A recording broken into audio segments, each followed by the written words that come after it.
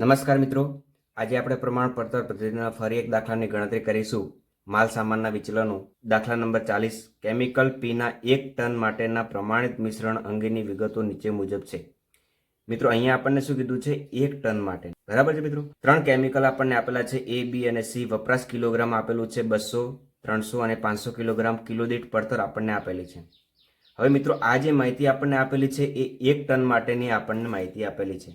એક માસ દરમિયાન 12 ટનનું ઉત્પાદન થયેલ છે, જેની માહિતી નીચે પ્રમાણે છે. તો આ જે માહિતી આપણને આપેલી છે એ કેટલા ટનની આપેલી છે? 12 ટન માટેની માહિતી આપણને આપેલી. મિત્રો, પ્રમાણિત માહિતી જે આપણને આપેલી છે એ 1 ટન માટેની છે ને આ માહિતી છે એ 12 ટન માટેની માહિતી આપણને આપેલી છે.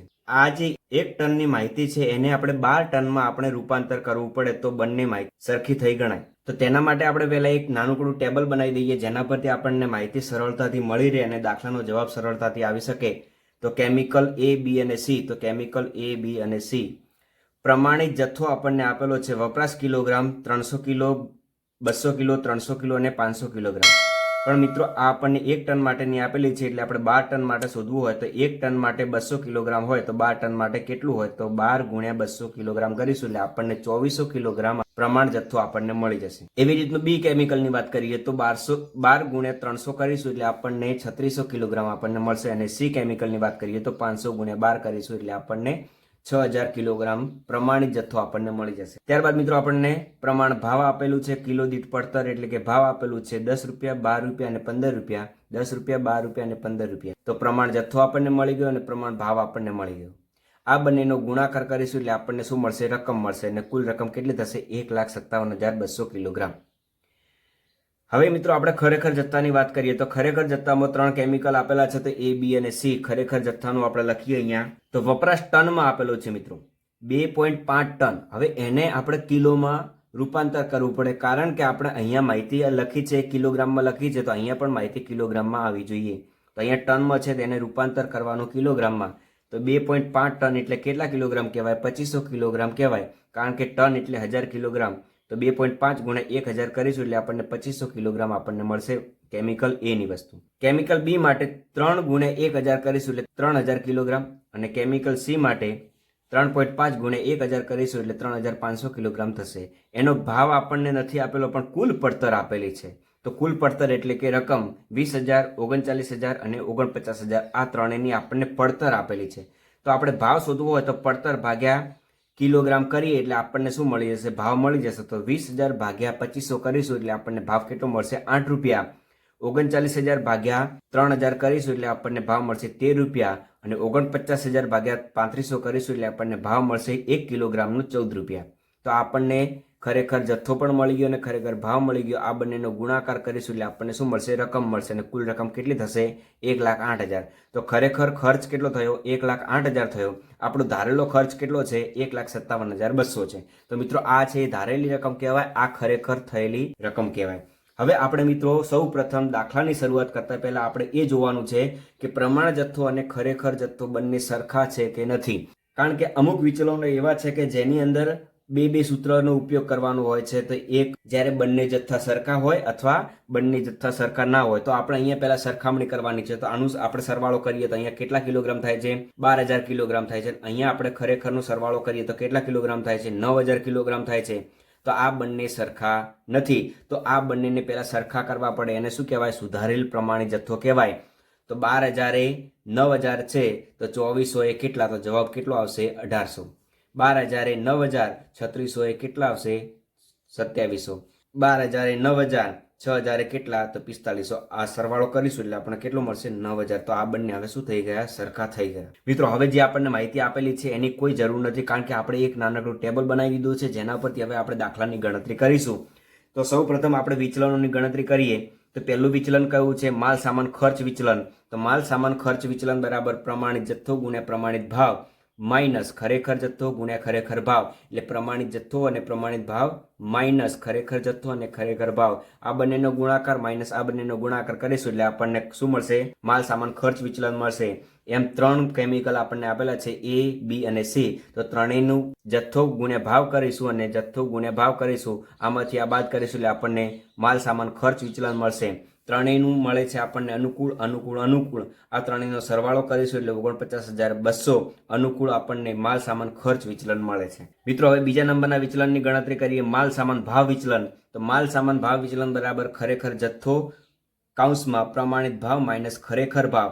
ખરેખર જથ્થો પ્રમાણિત ભાવ માઇનસ ખરેખર ભાવ. તો આ જે ભાવ છે આમાંથી બાદ કરી અને ખરેખર જથ્થા જોડે ગુણાકાર કરીશું એટલે આપણને માલ સામાન ભાવ વિચલન મળશે. કેમિકલ A, B અને C ત્રણેયની ગણતરી અલગ અલગ કરવાની છે. તો આનો જથ્થો આપણને કેટલો આપેલો છે? 2500 કિલોગ્રામ આપેલો છે. B માં કેટલો આપેલો છે? 3000 કિલોગ્રામ અને 3500 કિલોગ્રામ. એના ભાવ કેટલા છે? 10 - 8, 12 - 13, 15 - 14. આ કરીશું એટલે આપણને જવાબ મળશે 2500 × 2, 3000 × -1, 3000 × 1, 5000 - 3 અને 3500 પ્લસમાં જવાબ આવે છે. તો આ બે પ્લસ કરીશું, આમાંથી આ માઇનસ કરીશું. માઇનસ છે એને પ્રતિકૂળ કહેવાય, પ્લસ છે એને અનુકૂળ કહેવાય. પ્લસ માઇનસ કરીશું એટલે આપણને ફાઇનલ જવાબ મળશે માલ સામાન ભાવ વિચલનનો 5500 રૂપિયા અનુકૂળ, કારણ કે પ્લસમાં જવાબ આવે છે એટલે. ત્યારબાદ મિત્રો ત્રીજા નંબરમાં માલ સામાન વપરાશ વિચલન શોધવાનું છે. તો એનું સૂત્ર છે પ્રમાણિત ભાવ કૌંસમાં પ્રમાણિત જથ્થો માઇનસ ખરેખર જથ્થો. તો પ્રમાણિત ભાવ આપણને કેટલો આપેલો છે? 10, 12 અને 15 ત્રણેય કેમિકલનો ભાવ આપણને આપી દીધેલું છે. તો પ્રમાણિત જથ્થો કેટલો છે? 2400 કિલોગ્રામ, 3600 કિલોગ્રામ અને 6000 કિલોગ્રામ. તો એમાંથી આપણે ખરેખર જથ્થો માઇનસ કરીશું. 2500 કિલોગ્રામ, 3000 કિલોગ્રામ અને 3500 કિલોગ્રામ માઇનસ કરીશું એટલે 10, 12 અને 15. આમાંથી આ માઇનસ કરીશું એટલે -100 જવાબ આવશે. 3600 - 3000 એટલે 600, 6000 - 3500 એટલે 2500. આ બંનેનો ગુણાકાર કરીશું એટલે -1000, 7200 અને 37,500 પ્લસ માઇનસ કરીશું. આ બે પ્લસ કરીને આ માઇનસ કરીશું કારણ કે પ્રતિકૂળ છે, માઇનસમાં જવાબ આવે છે. તો ફાઇનલ આન્સર આપણને મળશે માલ સામાન વપરાશ વિચલનનો 43,700 અનુકૂળ, કારણ કે પ્લસમાં જવાબ આવે છે એટલે. ત્યારબાદ મિત્રો ચોથા નંબરમાં ગણતરી કરવાની છે માલ સામાન મિશ્રણ વિચલન. તો એનું સૂત્ર છે માલ સામાન મિશ્રણ વિચલન બરાબર પ્રમાણિત ભાવ કૌંસમાં. હવે મિત્રો અહીંયા આપણને બંને જથ્થા સરખા નતા આપેલા એટલે આપણે એક કોલમ બનાવેલું છે સુધારેલ પ્રમાણિત જથ્થો. તો જેનો આપણે ઉપયોગ કરવાનો છે સુધારેલ પ્રમાણિત જથ્થો માઇનસ ખરેખર જથ્થો. એટલે આપણને માલ સામાન મિશ્રણ વિચલન મળશે. કેમિકલ A, B અને C. તો પ્રમાણિત ભાવ આપણને આપેલું છે 10, 12 અને 15 ત્રણેય કેમિકલનું. સુધારેલ પ્રમાણિત જથ્થો કેટલો છે? 1800, 2700 અને 4500. એમાંથી બાદ કરીશું ખરેખર જથ્થો 2500, 3000 અને 3500. એ બાદ કરવાથી આપણને જે પ્લસ માઇનસ કરીને ગુણાકાર કરીશું એટલે આપણને શું મળશે? માલ સામાન મિશ્રણ વિચલન મળશે. કેમિકલ A માટેનું -7000, 12 × -300 એટલે -3600, 15 × 1000 એટલે 15000. આ બે માઇનસમાં છે અને આ પ્લસમાં છે. ફાઇનલ આન્સર આપણને મળશે પ્લસ માઇનસ કરવાથી 4400 પ્લસમાં આન્સર મળશે એટલે અનુકૂળ કહેવામાં આવે. જો માઇનસમાં આન્સર મળે તો પ્રતિકૂળ કહેવાય. તો એ આપણને માલ સામાન મિશ્રણ વિચલન આપણને મળી ગયું. ત્યારબાદ મિત્રો આપણે પાંચમા નંબરમાં ગણતરી કરવાની છે માલ સામાન પેટા વપરાશ વિચલન. તો એનું સૂત્ર છે પ્રમાણિત ભાવ કૌંસમાં પ્રમાણિત જથ્થો માઇનસ સુધારેલ જથ્થો. તો કેમિકલ A, B અને C પ્રમાણિત ભાવ આપણને કેટલો આપેલો છે? 10, 12 અને 15. પ્રમાણિત જથ્થો કેટલો છે? 2400, 3600 અને 6000. એ આપણે અહીંયા લખીશું. એમાંથી બાદ કરવાનું છે સુધારેલ જથ્થો 1800, 2700 અને 4500. આમાંથી આ બાદ કરીશું એટલે 600, 3600 - 2700 એટલે 900 અને 6000 - 4500 એટલે 1500. એનો પ્રમાણિત ભાવ જોડે ગુણાકાર કરીશું એટલે આપણને ફાઇનલ જવાબ મળશે 6000 અનુકૂળ, પ્લસમાં જવાબ આવે છે એટલે. અહીંયા 10,800 અનુકૂળ અને 22,500 અનુકૂળ ત્રણેયનો પ્લસ કરીશું તો આ ફાઇનલ આપણને આન્સર મળશે માલ સામાન પેટા વપરાશ વિચલનનો 39,300 પ્લસમાં જવાબ આવે છે એટલે અનુકૂળ કહેવામાં આવે છે. અને અનુકૂળ હોય તો એને ઇંગ્લિશમાં લખવું હોય તો F પણ લખી શકાય છે. મિત્રો અહીંયા આપણે દાખલાની ગણતરી પૂર્ણ થઈ ગઈ. પણ મિત્રો આપણો દાખલો સાચો છે કે ખોટો છે એની આપણે સરખામણી કરવી છે. તો અહીંયા આપણે સરખામણી કરેલી છે.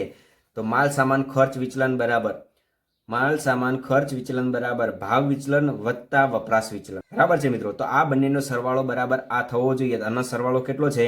49,200 પ્લસમાં જવાબ છે. માલ સામાન ભાવ વિચલનનો જવાબ કેટલો આપણને મળ્યો છે? 5,500 મળ્યો છે, એ પ્લસમાં છે. અને આનો જવાબ કેટલો મળ્યો છે? 43,700 પ્લસમાં મળ્યો છે. તો આ બંને પ્લસ કરીશું એટલે જવાબ કેટલો મળશે? 49,200. તો અહીંયા પણ 49,200 છે એટલે એનો મતલબ કે આપણો જવાબ સાચો છે. ત્યારબાદ મિત્રો આપણે વપરાશ વિચલનની સરખામણી કરીએ. તો માલ સામાન વપરાશ વિચલન બરાબર માલ સામાન મિશ્રણ વિચલન વત્તા માલ સામાન પેટા વપરાશ વિચલન. તો આ બંનેનો સરવાળો બરાબર આનો સરવાળો થવો જોઈએ. તો આનો સરવાળો કેટલો છે? 43,700 પ્લસમાં છે. માલ સામાન મિશ્રણ વિચલન કેટલું છે? 4400. અને માલ સામાન પેટા વપરાશ વિચલનનો જવાબ કેટલો છે? 39,300. આ બંનેનો સરવાળો કરીશું એટલે આપણને ફાઇનલ જવાબ મળશે 43,700 પ્લસમાં જવાબ મળે છે. એટલે માલ સામાન વપરાશ વિચલન બરાબર 43,700 છે. એનો મતલબ કે બંને જવાબ સરખા છે. તો આપણો દાખલો સાચો છે એવું કહી શકાય.